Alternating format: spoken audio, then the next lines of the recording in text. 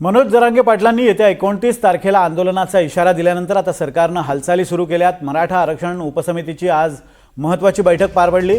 राधाकृष्ण विखे पाटील यांच्या अध्यक्षतेखाली ही बैठक पार पडली। या बैठकीत आतापर्यंत शासनानं मराठा समाजासंदर्भात घेतलेल्या निर्णयांचा आढावा घेण्यात आला। त्याचबरोबर या निर्णयांच्या अनुषंगानं केलेल्या अंमलबजावणीची सद्यस्थिती काय त्याबाबतची माहिती पुढील आठवड्याच्या आढावा बैठकीपर्यंत सादर करण्याच्या सूचनाही संबंधितांना देण्यात आल्यात। आता पुढील मंगळवारी ही बैठक होणार आहे। दरम्यान या बैठकीनंतर उपसमितीचे अध्यक्ष राधाकृष्ण विखे पाटील यांनी काय माहिती दिली आपण पाहूयात।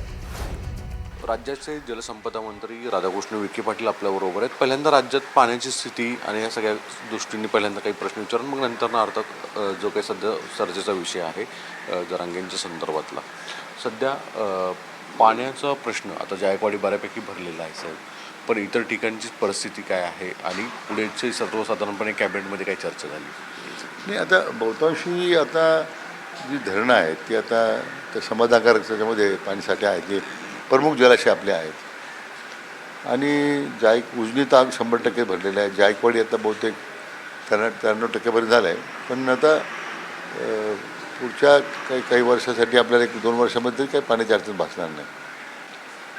आणि आता जो काही सध्या पाऊस पडतो आहे तो लाभ क्षेत्रामध्येच आहे, परंतु जसं आता आमचा अहिल्यानगर जिल्हा आहे किंवा मराठवाड्यातला काही भाग आहे बहुतांशी हा आम्हाला परतीच्या पावसाचा जास्त फायदा होतो आहे।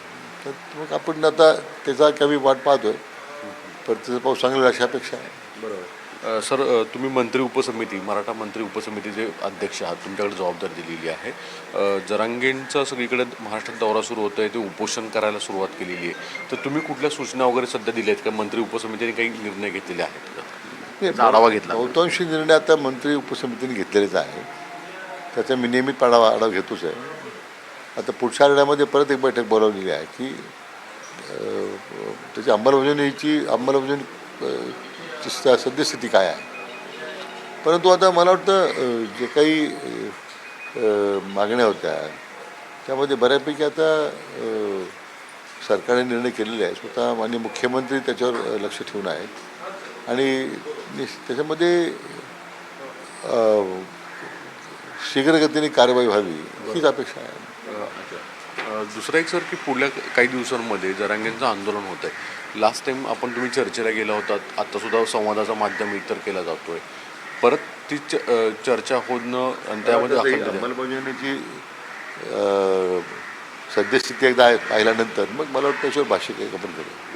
धन्यवाद। विखे पाटील साहेबांनी आपली भूमिका स्पष्ट केलेली आहे आणि मत मांडलेलं आहे की आम्ही जी निर्णय घेतलेले आहेत त्याची अंमलबजावणी झालेली आहे, बऱ्यापैकी प्रश्न सुटलेले आहेत आणि पुढच्या कालावधीमध्ये सुद्धा या संदर्भातला पुढच्या आठवड्यात आढावा घेतला जाईल। तसंच राज्याच्या मुख्यमंत्र्यांबरोबर देखील आम्ही या संदर्भात एक बैठक आणि प्रेझेंटेशन करणार असल्याचं सूतवाचक केलं आहे।